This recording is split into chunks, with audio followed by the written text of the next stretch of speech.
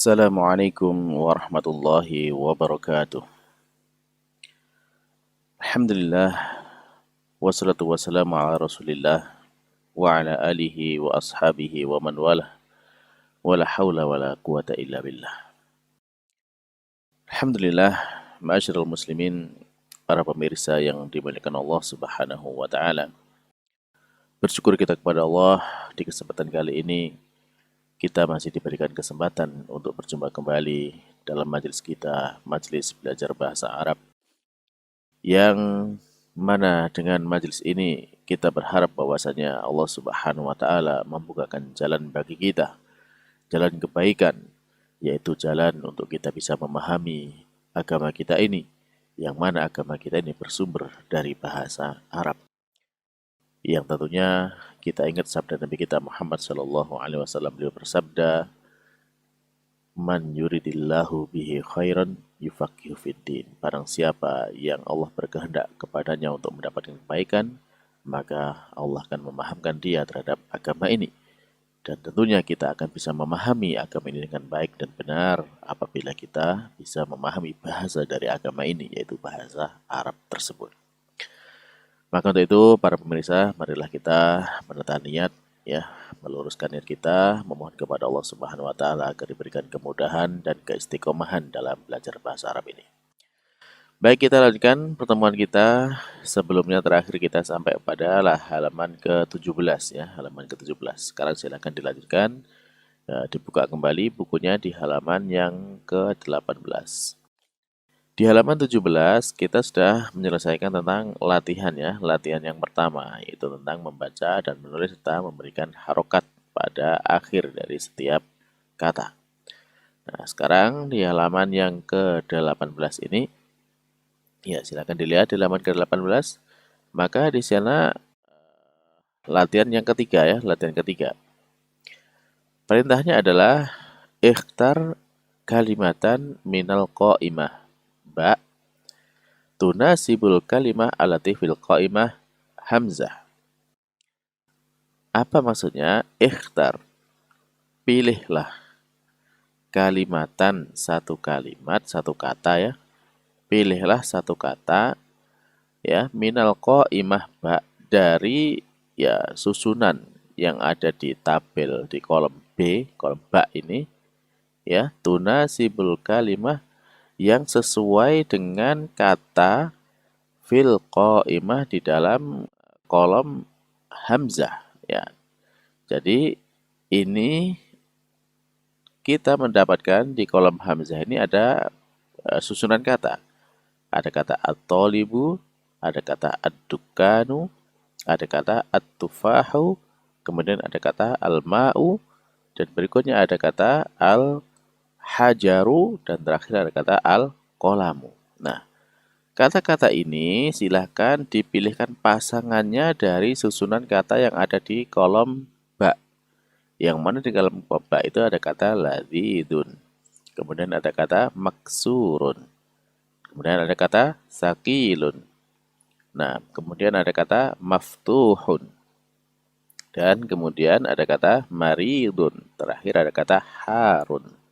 Nah, kemarin sudah kita jelaskan semua ini, masing-masing ini kata ini dengan terjemahannya. Ya, dan sekarang silahkan dicocokkan, dipasangkan mana pasangannya. At-tolibu pasangannya mana, ad-dukanu pasangannya mana, at-tufahu pasangannya mana, al-ma'u yang mana, al-hajaru yang mana, dan al-qalamu yang mana. Baik, nah silahkan dikerjakan dulu lebih dahulu. Nah, alhamdulillah setelah selesai, coba sekarang kita cocokkan jawabannya masing-masing, ya, dengan apa yang ada di tabel ini. Nah, di situ yang pertama ada kata at-talibu, yaitu murid itu atau santri itu. Kira-kira kalau santri itu yang pas pasangannya apa ini? Santri itu, ya, maridun, sakit, ya. Santri itu sakit. Silakan dicocokkan jawabannya. Kemudian kata kedua, ad-dukanu. Apa dukan kemarin enternya? Ad-dukan artinya adalah toko. Ya. Pasangannya apa kira-kira kalau toko? Hmm? Ya, yang paling pas insya Allah ya pasangannya adalah ad-dukanu maftuhun ya. Toko itu terbuka. Ya, tokonya buka, tidak tutup maksudnya. Nah, ya. Yang ketiga, at-tufahu. At-tufahu, apa maknanya at-tufahu? Yaitu buah apel ya. At-tufahu, apa kira-kira pasangan yang pas? Adekat at-tufahu. Ya, pasangannya adalah ladzidun ya. At-tufahu ladzidun. Apa ladzidun? Lezat ya, lezat. Enak. Ya. Yang keempat, kata keempat, al-ma'u, air. Apa pasangannya? Air. Iya, betul. Itu pasangannya adalah harun. Pasangannya panas. Air itu panas. Kemudian yang kelima ada kata al-hajaru. Batu itu. Apa batu itu? Ya, tentunya siapa yang pas pasangannya untuk batu? Yaitu sakilun ya. Batu itu berat. Dan terakhir, yaitu ada kata al-qalamu, pena. Itu ya tinggal satu yang belum terpasangkan yaitu maksurun, yaitu patah. Pena itu patah. Baik, nah alhamdulillah jadi seperti itu untuk mencocokkan atau memasangkan memilih pasangannya.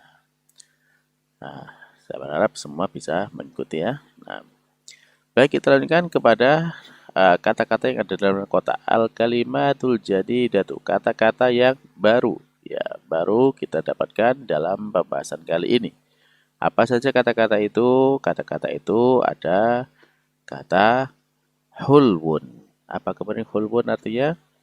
Yaitu manis. Ya.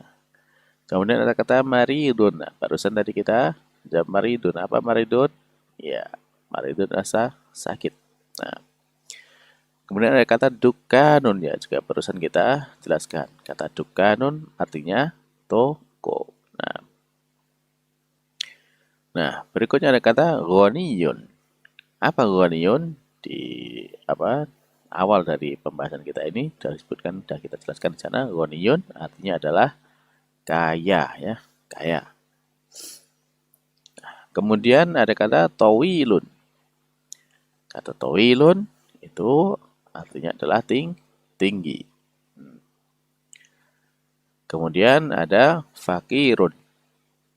Fakirun lawan dari kata ghani. Ya fakir seperti dalam bahasa kita, fakir ya fakir. Ya. Melarat ya. Berikutnya ada kata kosirun. Ya, kosirun itu lawan dari tawilun. Berarti dia pendek. Kalau tawilun tinggi, kosirun pendek. Dan terakhir ada kata at-tufahu. Juga barusan kita jelaskan at-tufahu. Yaitu buah apel. Nah, baiklah, sampai di sini kita sudah menyelesaikan dari pelajaran kali ini, yaitu pelajaran yang ketiga, ya tentang membedakan kata benda yang menggunakan tanwin dan menggunakan kata alif lam di depannya. Nah, kalau kita perhatikan dari mungkin halaman ke-14 ya, dari halaman ke-14 di pelajaran ketiga itu. Nah, kalau kita lihat coba di contoh-contoh kalimat yang sempurna, misalkan di sana ada al-qalamu maksurun, al-babu maftuhun ya, al-waladu jalisun. Dan demikian contoh-contoh berikutnya juga sampai ke bawah itu. Paling terakhir misalkan al-qamisu nadhifun ya. Dan juga misalkan kita lihat di contoh di halaman ke-17. Coba diperhatikan di sana ya. Dari 1 sampai 10 itu sama bentuknya ya. An-najmu ba'idun. As-sukaru hulwun. Nah, dan seterusnya. Coba perhatikan di situ susunan kalimatnya. Jadi kata yang pertama itu kata benda yang diawali dengan alif lam. Kemudian kata yang kedua adalah kata benda yang diakhiri dengan tanwin. Kemarin sudah kita jelaskan. Jadi kalau ada alif lam di depannya, maka di belakang nggak boleh tanwin. Demikian juga kalau di belakang ada tanwin, maka depannya nggak boleh dikasih alif lam. Ya, karena ini masing-masing menjadi tanda bahwasanya itu adalah kata benda. Nah, pertanyaannya, ini kan sama-sama kata bendanya. Mengapa satunya menggunakan alif lam, satunya menggunakan tanwin, kan gitu. Nah, kemarin di awal dari pembelajaran kita sudah kita jelaskan ya penggunaannya kalau tanwin itu menunjukkan bendanya itu belum tertentu, belum pasti yang mana kan gitu, sehingga masih global, masih umum gitu. Adapun ketika sudah dikasih alif lam, nah, maka itu sudah tentu bahwasanya bendanya yang itu, yang ditunjuk itu bahwasanya itu yang dimaksud. Nah, sehingga di dalam menyusun sebuah kalimat yang sempurna maknanya, ya maka bisa disusun dengan secara umum susunannya ya seperti yang ada di dalam contoh. Yang pertama bendanya tertentu, yang kedua ini menunjukkan dari sifat benda tersebut ya. Ya. Atau berita ya, berita dari tentang atau kabar dari tentang benda yang disebutkan. Misalkan kalau dilihat di halaman 14, al-qalamu maksurun ya. Pena itu patah gitu ya. Nah, pertanyaannya mengapa kok tidak sama-sama menggunakan alif lam gitu. Misalkan al-qalamu al-maksuru, boleh nggak seperti itu? Ya, susunan seperti itu bisa digunakan tapi itu nanti tidak menjadi sebuah kalimat yang sempurna. Kenapa? Karena kalau disusun dengan al-qalamu al-maksuru itu artinya adalah pena yang patah itu. Nah, karena al-maksur kemudian menjadi sifat ya, menjadi melekat kepada al-qalam maknanya. Sehingga kalimatnya menjadi belum sempurna. Kenapa? Ya karena masih ada pertanyaan. Pena kalau ditulis misalkan al-qalamu al-maksuru, pena yang patah itu kenapa? Kan masih ada pertanyaan jadi belum selesai di situ. Nah, ya itulah bedanya. Kemudian mengapa yang kedua itu. Tapi kalau di ya, bentuk keduanya dengan tanwin ya, maka di situ menjadi jelas al-qalamu maksurun, pena itu patah. Nah, baik.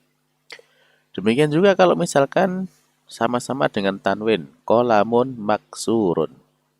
Ya, pena patah. Ya sama. Jadi itu masih bisa menjadi sebuah kalimat sempurna tapi tidak menjadi kalimat yang jelas ya, belum tertentu maknanya. Nah, jadi kira-kira seperti itu bedanya ya. Kenapa secara umum ya susunannya seperti itu menjadi kalimat yang sempurna.